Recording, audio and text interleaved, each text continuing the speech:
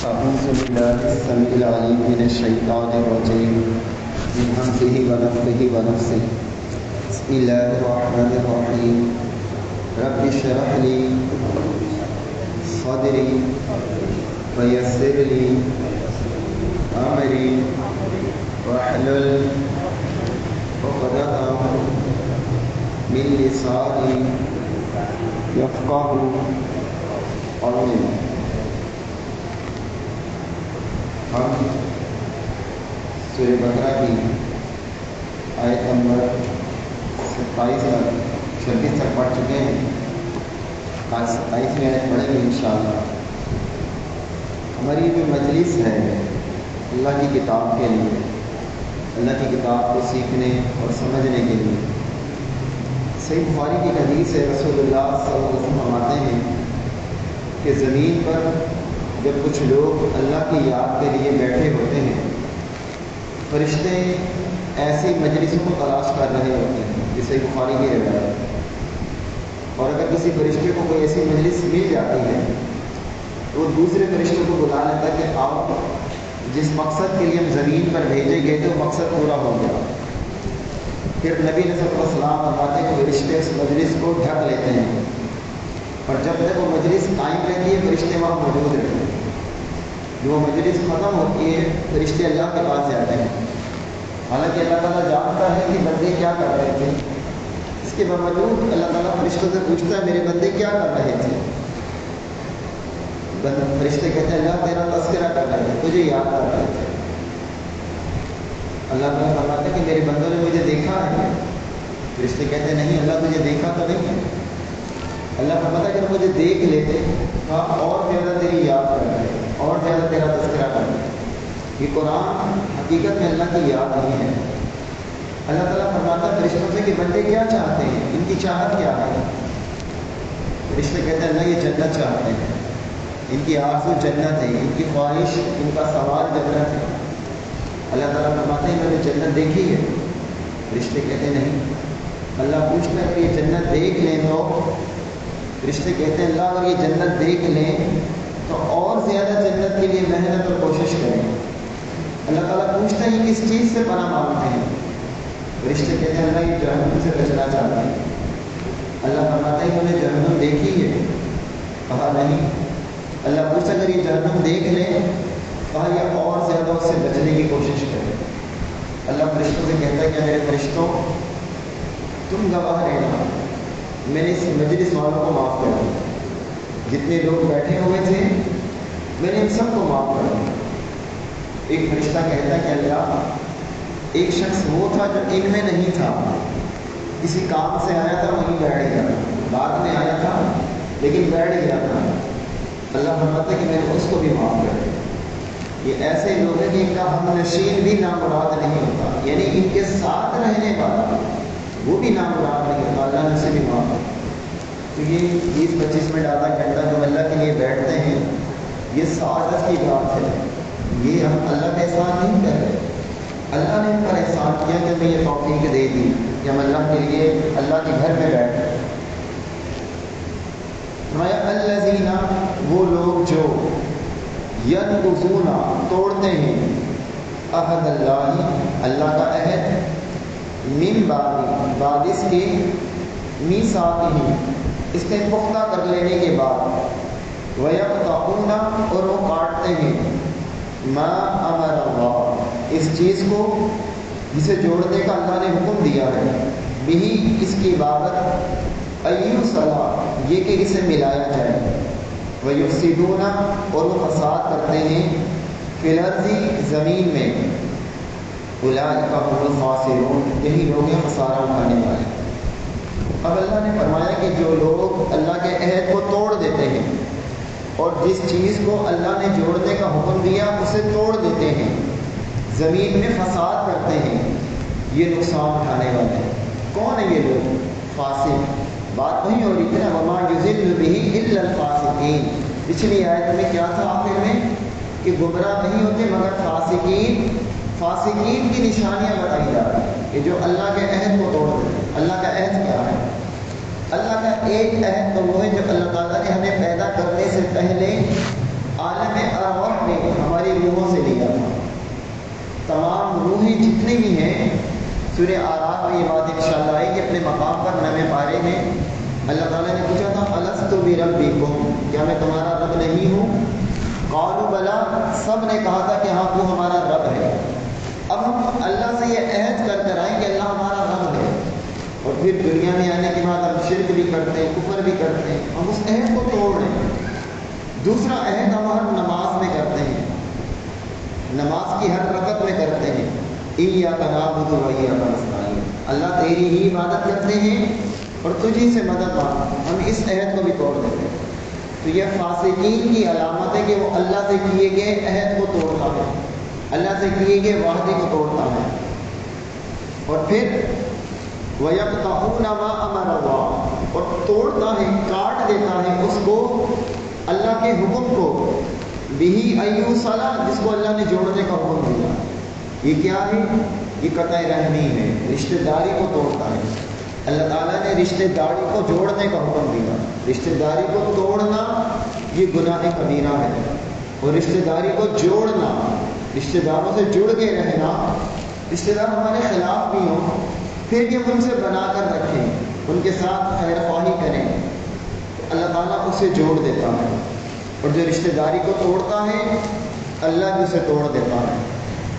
رشتہ داروں کے ساتھ صلہ رحمی کا جو سب سے بڑا فائدہ ہے وہ نبی علیہ السلام نے بیان کیا کہ جو شخص یہ چاہتا ہے اس کے مال میں زیادتی ہو اور اس کی عمر زیادہ ہو، اور دنیا کی یہ 2 چیزیں ہر انسان چاہے، کچھ اور چاہے نہ چاہے یہ ضرور چاہے، بھلے زیادہ عہدہ نہ چاہے، بڑا گھر نہ چاہے، وہ کوئی اور چیز نہ چاہے، لیکن یہ خواہش انسان کی ضرور ہوتی ہے کہ اس کی عمر زیادہ ہو، اور یہ خواہش بھی ہوتی ہے کہ اس کے پاس مال زیادہ ہو. فرمایا کہ جو شخص صلہ رحمی کرتا ہے، رشتہ داروں سے تعلقات اچھے رکھتا ہے، اللہ تعالیٰ اس کی ان دونوں چیزوں میں برکت ڈال دیتا ہے، اضافہ کرتا ہے. اور جو شخص وَيُفْسِدُونَ فِي الْأَرْضِ، وہ زمین میں فساد کرتے ہیں. رشتہ داری کو توڑنا بھی فساد ہے نا. فساد یہ نہیں کہ ہم روڈ پہ جا کر جلاؤ گھیراؤ کر رہے ہیں، یہ تو فساد ہے ہی، لیکن رشتہ داروں میں بھی تو فساد ڈلواتے ہیں، ایک کی بات دوسرے کو، دوسرے کی تیسرے کو، خاندان کو لڑوا دیتے ہیں. وَيُفْسِدُونَ فِي الْأَرْضِ، وہ زمین میں فساد کرتے ہیں. اولئک هم الخاسرون، یہ خسارے والے ہیں. یہ لوگ اللہ کے نزدیک نقصان والے ہیں. ہم کہتے ہیں کاروبار کیا نقصان ہو گیا، ایکسیڈنٹ ہو گیا، گاڑی کا نقصان ہو گیا، دنیا کے اندر بھی نقصان ہوتے ہیں. اللہ کے ہاں یہ اس قسم کے لوگ، اس کیٹیگری کے لوگ نقصان پائے، جو رشتہ داری کو توڑتے ہیں، اللہ کے عہد کو توڑتے ہیں، زمین میں فساد کرتے ہیں، وہ نقصان ہے. کئی فتح فرونا، تم کیسے کفر کرتے ہو، باللہ اللہ کے ساتھ، وکنتم، حالانکہ تم تھے، امواتن، مردے تھے، تم میت تھے، فاحیاکم، تو اس نے تمہیں زندہ کیا، ثم، پھر، یمیتکم، وہی تمہیں موت دے گا، ثم، پھر، یحییکم، پھر تمہیں زندہ کرے گا، ثم، پھر، الیہ، اسی کی طرف، ترجعون، تم لوٹائے جاؤ گے. تم اللہ کے ساتھ کفر کیسے کرتے ہو، کیوں اللہ کو نہیں مانتے، حالانکہ تم مردہ تھے. جب ہم پیدا نہیں ہوئے تھے نا، ماں کے رحم میں تھے، نطفہ تھے، نطفے سے بوٹی بنے، لوتھڑا بنے، ہمارے اندر جان تھی، ہم میت تھے. اللہ نے ہمیں زندگی دی جو دنیا میں زندگی ہے، اس کے بعد اللہ تعالیٰ پھر ہمیں موت دے گا. فرمایا وَكُنْتُمْ أَمْوَاتًا، تم مردہ تھے، فَأَحْيَاكُمْ، اس نے تمہیں زندہ کیا، ثُمَّ يُمِيتُكُمْ، پھر تمہیں موت دے گا. یہ 3 باتیں سب مانتے ہیں، دنیا کے کافر بھی مانتے ہیں کہ رحم میں نطفہ ہوتا ہے، پھر زندگی ہوتی ہے، پھر مرنا ہے. یہ 3 باتیں سب مانتے ہیں نا، کافر بھی، دہریے بھی، یہودی بھی، عیسائی بھی، ہندو بھی. جو چوتھی بات اس میں بیان کی گئی، ثم یحییکم، وہ تمہیں پھر زندگی دے گا، یہ آخرت کی زندگی، اس کا انکار کرتے ہیں، اس کو نہیں مانتے. بات بگڑتی ہی تب ہے کہ وہ آخرت کو نہیں مانتے، آخرت کا انکار کرتے ہیں. جو اللہ تمہیں پیدا کر رہا ہے، تمہیں زندگی دے رہا ہے، پھر تمہیں موت دے رہا ہے، اس کے لیے تمہیں دوبارہ بنانا کون سا مشکل ہے، پھر تم اسی کی طرف لوٹائے جاؤ گے. اب دیکھیں مثال کے طور پر آپ ایک گھڑی بناتے ہیں، پہلی بار آپ نے گھڑی بنائی، آپ سوئیاں لاتے ہیں، مشینری لاتے ہیں، ڈائل لاتے ہیں اور گھڑی کو تیار کرتے ہیں اور آپ خوش ہو جاتے ہیں کہ میں نے گھڑی تیار کی۔ آپ ایک سائیکل بناتے ہیں، پرزے جمع کرتے ہیں، سائیکل تیار کرتے ہیں، اب آپ خوش ہو جاتے ہیں کہ میں نے سائیکل تیار کی۔ اب کوئی شخص اس سائیکل کے پارٹس کھول دے، اس گھڑی کے پارٹس کھول دے، ایمانداری سے بتائیے دوبارہ بنانا آپ کے لیے مشکل ہے یا آسان؟ آسان ہوتا ہے کہ آپ کہیں کہ پہلی دفعہ مشکل تھا، بہت محنت کی، دماغ لڑایا، آپ مشکل نہیں ہے، میں ایک دفعہ بنا چکا ہوں۔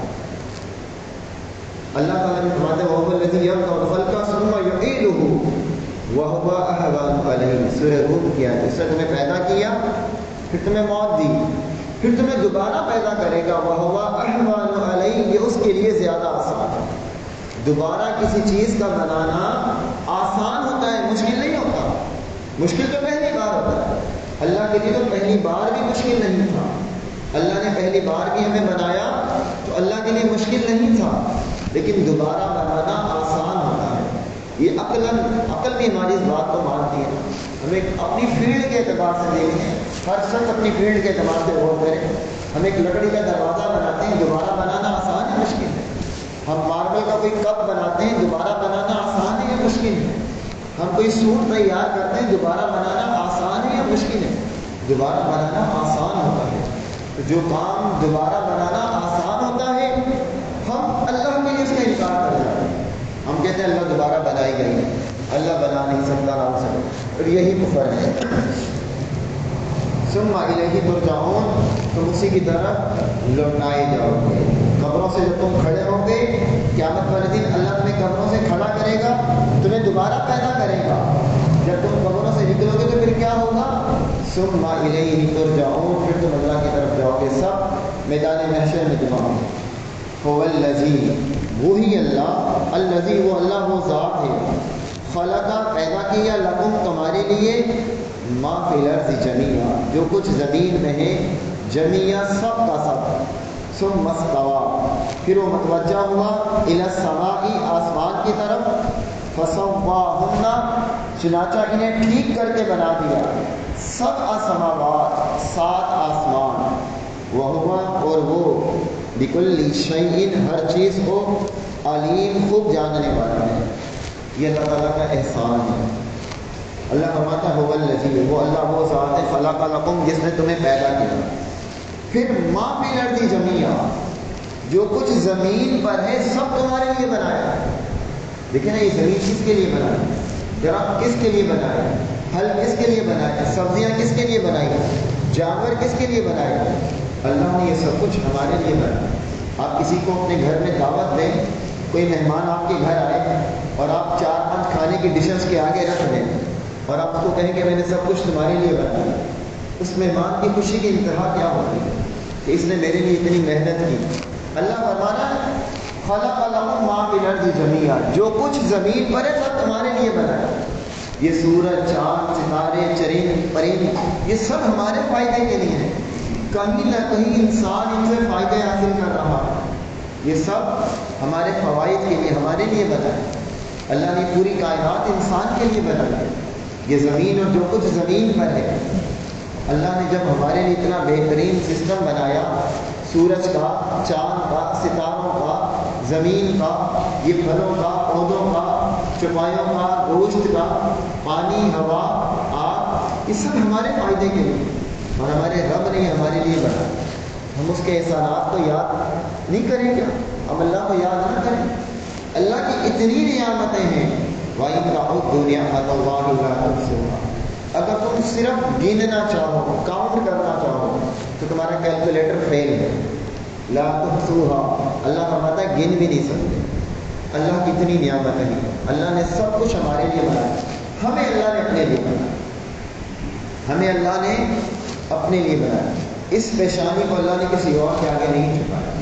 آپ دیکھیں دنیا میں جتنے جاندار ہیں نا، گائیں، بکری، اونٹ، گھوڑا، کتا، حلال ہو یا حرام، گدھا، بلی، جب یہ جانور خوراک کھاتا ہے تو سر چھپا کر کھاتا ہے، ان کا سر چھپا ہوا ہوتا ہے، کھانے کے آگے جھکے ہوئے۔ انسان اللہ نے ایسی مخلوق بنائی کہ جب انسان کھاتا ہے تو نوالا اٹھا کر منہ میں ڈالتا ہے، سر جھکا کر نہیں کھاتا۔ اللہ نے اس سر کو اپنے جھکنے کے لیے بنایا، باقی ساری زمین کی چیزوں کو اس کے لیے بنایا۔ جب آپ اس حقیقت کو جان لیں گے اللہ کی قدر کریں گے۔ اللہ شکایت کرتا ہے قرآن میں، ما قدر اللہ حق قدر، اللہ کی قدر نہیں جیسا قدر کرنے کا حق تھا۔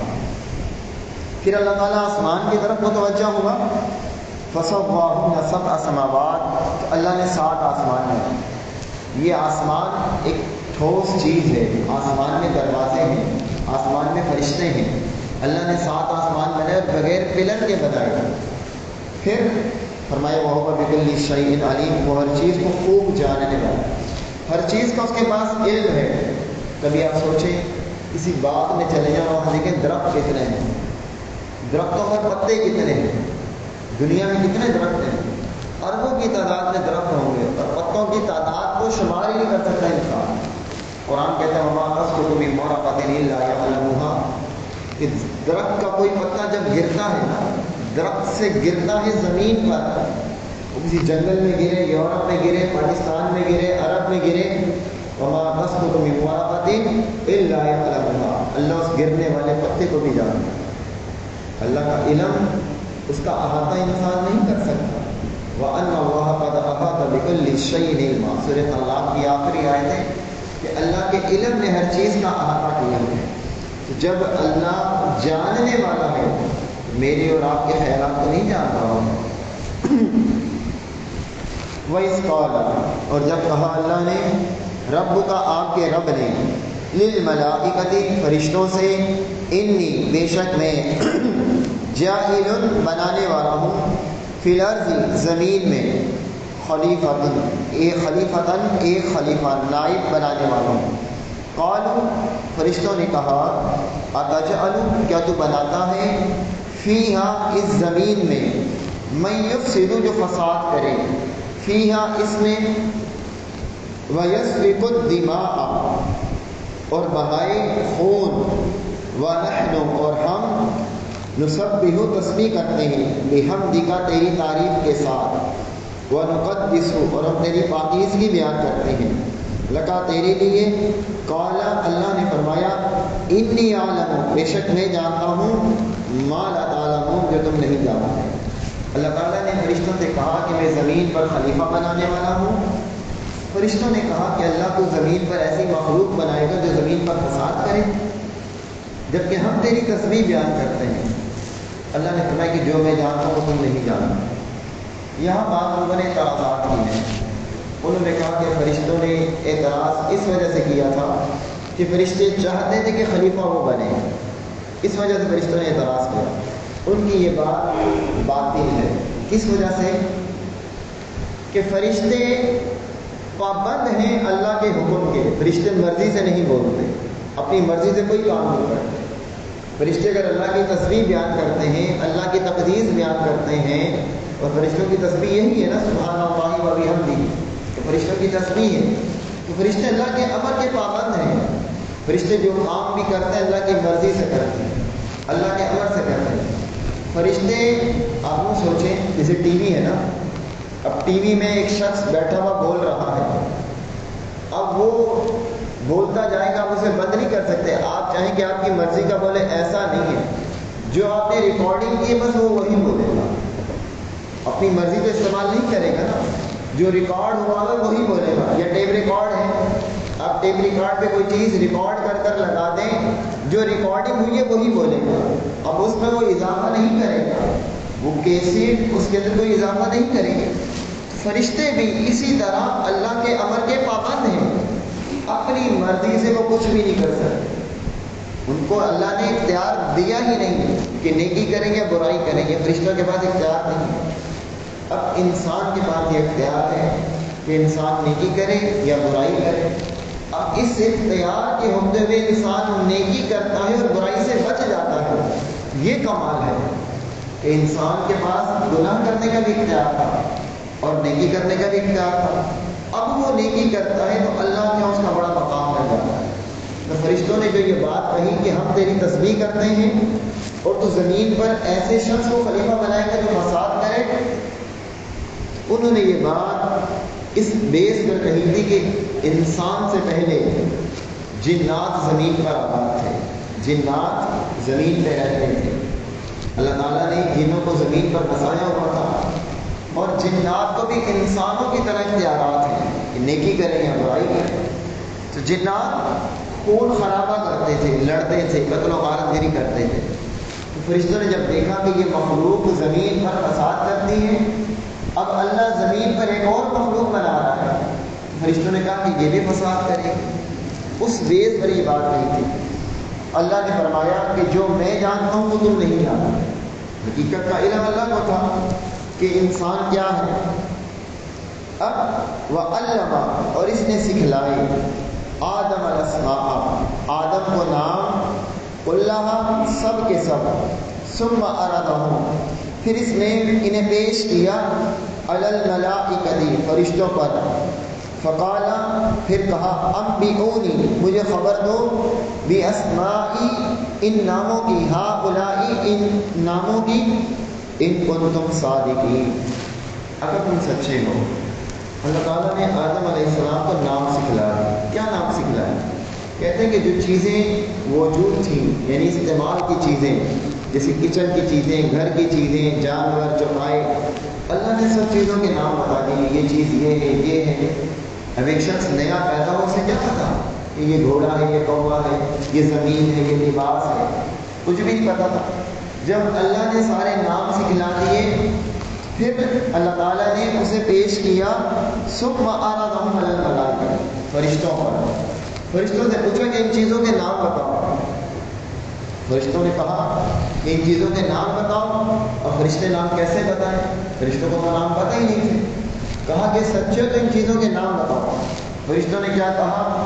قالوا سبحانک، فرشتوں نے کہا کہ تو پاک ہے، لا علم لنا، نہیں ہے علم ہم کو، الا ما علمتنا، مگر وہی جو تو نے ہمیں سکھلایا، انک انت، بے شک تو ہی، علیم الحکیم، علم والا ہے اور حکمت والا ہے، بہت زیادہ علم والا اور حکمت والا ہے، علم والا اور حکمت والا تو ہی ہے۔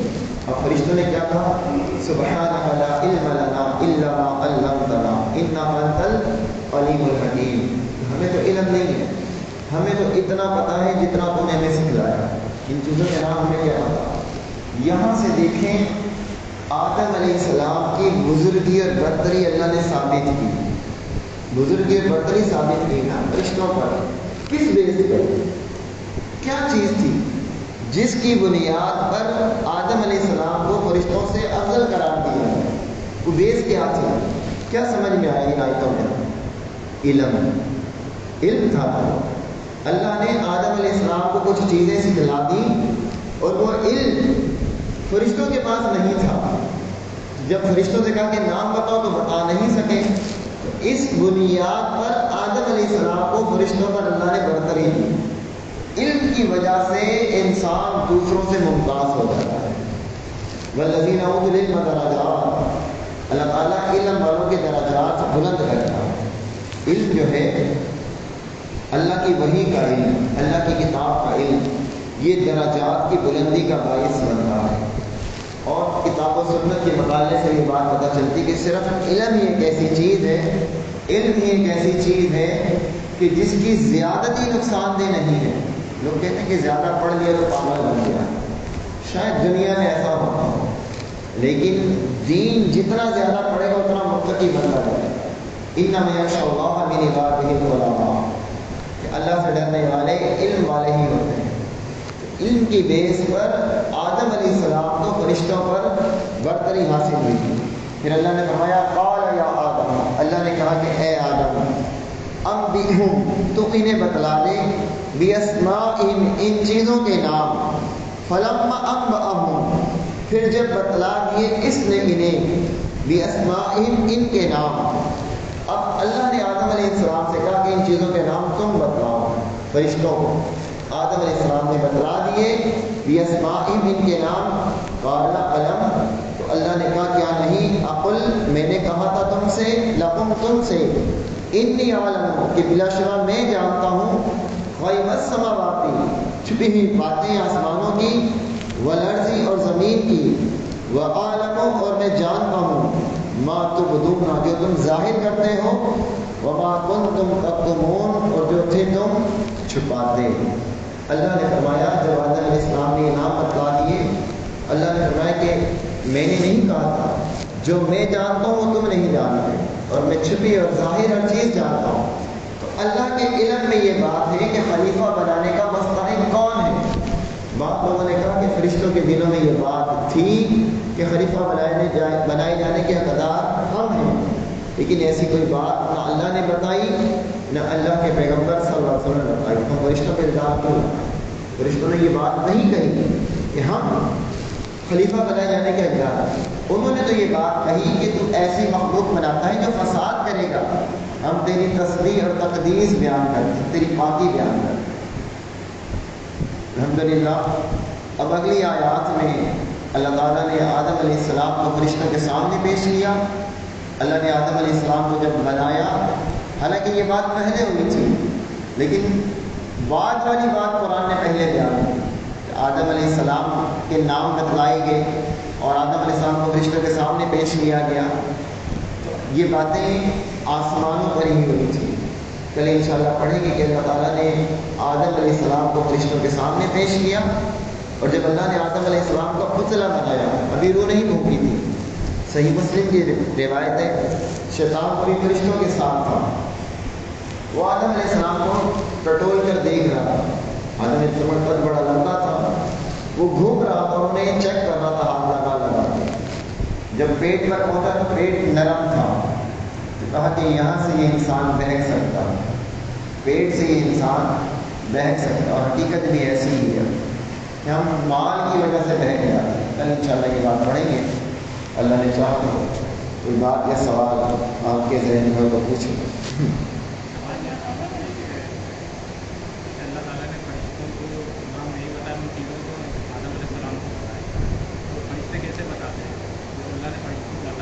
ہاں، اللہ تعالیٰ نے فرشتوں کو بتایا ہی نہیں، اللہ نے وہ نام آدم علیہ السلام کو بتا دیا۔ علم کا محور اللہ کی ذات ہے کہ اللہ کی طرف سے علم آتا ہے۔ اب اللہ نے جو چیز آدم علیہ السلام کو سکھلا دی وہ فرشتوں کو نہیں سکھلائی۔ جب اللہ نے سکھلائی ہی نہیں تو وہ اس تک کیسے پہنچ سکتے ہیں؟ تو پتہ یہ چلتا ہے کہ علم بھی اللہ کی طرف سے ملتا ہے۔ تو وہ علم جو اللہ نے آدم علیہ السلام کو سکھلا دیا تھا، اسی بیس پر اللہ نے برتری دی۔ اب کوئی شخص یہ کہے کہ میں فلاں سے افضل ہوں، اور آپ کہیں کہ میں فلاں سے افضل ہوں، تو فضیلت کا سبب یہ نہیں ہے۔ فضیلت کا سبب قرآن نے بھی کہا کہ والذین اوتوا العلم درجات، اللہ تعالیٰ نے علم والوں کے درجے کو بلند کی ہے۔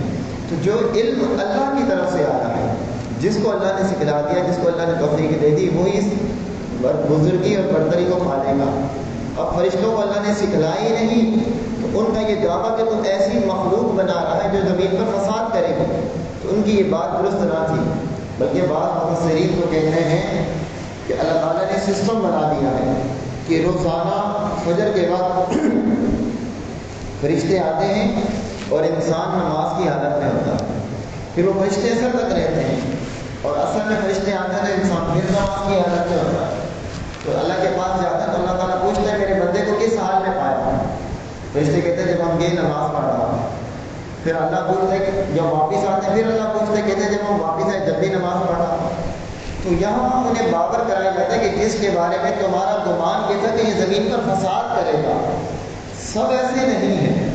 ان میں اللہ کے فرمانبردار بھی ہیں، عباد گزار بھی ہیں، بلکہ انبیاء بھی گزرے، اولیاء بھی گزرے، صالحہ بھی گزرے، شہداء بھی گزرے۔ یہ لوگ ایسے کہ فرشتوں پر وہ حجت قائم کی جائے۔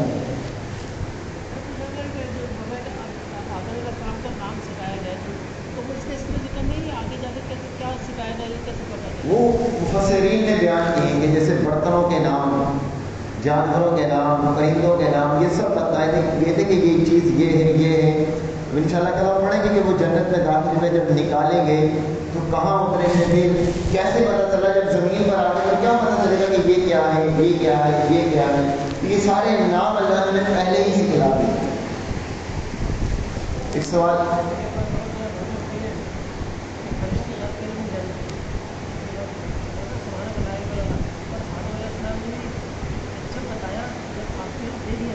بالکل غیب علم صرف اللہ کے پاس ہے، فرشتے نہیں جانتے۔ آدم علیہ السلام نے بھی تبھی بتایا جب اللہ نے انہیں سکھلایا۔ ایک سوال یہ تھا کل کے حوالے سے کہ جب جنت کی بات ہو رہی تھی کہ جنت میں حوریں ملیں گی، پاکیزہ بیویاں ملیں گی، تو بعض خواتین کے ذہن میں یہ بات ہوتا ہے کہ مردوں کو حوروں کا تذکر آتا ہے، خواتین کو کیا ملے گا؟ خواتین کو ان کے شوہر ملیں گے، اور اگر بالفرض کسی عورت کا شوہر کفر پر ہوا، کافر ہوا، تو پھر اس کو وہ شوہر نہیں ملے گا۔ جسے فرعون کی بیوی آسیہ ہے، اب فرعون تو جنت میں نہیں جائے گا، آسیہ جنت میں جائے گی۔ آسیہ کے متعلق آتا ہے کہ آسیہ جنت میں قیامت والے دن جنت میں جب داخل ہوگی تو نبی علیہ السلام کی بیوی بنے گی۔ فرعون کی بیوی آسیہ رسول اللہ کی بیوی بنے گی، جہاں ترمذی کی روایت ہے۔ تو ایسی عورتیں جن کے شوہر کفر پر ہوں گے، اللہ تعالیٰ انہیں نیک مرد جو دنیا میں ہوں گے ان کی بیوی بنائے گا۔